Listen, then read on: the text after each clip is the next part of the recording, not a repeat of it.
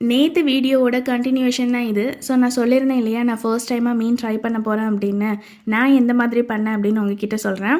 First ஒரு பெரிய நெல்லிக்காய் சைஸ் அளவுக்கு புளியை நான் வந்து திக்காக கரைச்சி எடுத்துக்கிட்டேன். அது கூடவே ஒரே ஒரு பச்சை மிளகாய், 3 பழுத்த தக்காளியாக ஆட் பண்ணிக்கிட்டேன். ஒரே ஒரு வெங்காயம், ஒரு 6-7 பல் வெள்ளை பூண்டை குட்டி குட்டியாக கட் பண்ணிவிட்டு ஆட் பண்ணிக்கிட்டேன். 1/2 டீஸ்பூன் வெந்தயம், 1/2 டீஸ்பூன் சீரகம் ஆட் பண்ணிக்கிறேன். 3 டேபிள் ஸ்பூன் அளவுக்கு கோகோனட் மில்க் பவுடர் ஆட் பண்ணிக்கிறேன். இதுக்கு பதிலாக வந்து தேங்காய் பால் கூட ஆட் பண்ணிக்கலாம். பட் நான் அதை தான் ஆட் பண்ணேன்.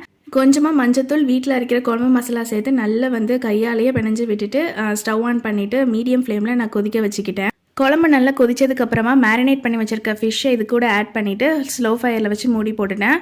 இன்னொரு கடாயில் தேங்காய் எண்ணெய் சேர்த்துட்டு கடுகு, கருவேப்பிலை, காஞ்ச மிளகாய், வெள்ளைப்பூண்டு, குட்டி வெங்காயம் சேர்த்துட்டு 1/2 டீஸ்பூன் அளவுக்கு சில்லி பவுடர் ஆட் பண்ணிக்கிட்டு நல்ல கோல்டன் ப்ரௌன் ஆனதுக்கப்புறமா மீன் குழம்பு நல்லா கொதிச்சு வரும்போது இதை ஆட் பண்ணிவிட்டு கொத்தமல்லி தூவிட்டு ஸ்டவ் ஆஃப் பண்ணிட்டேன். ஃபர்ஸ்ட் டைம் ட்ரை பண்ணியிருந்தேன். டேஸ்ட் ரொம்ப சூப்பராக இருந்துச்சு.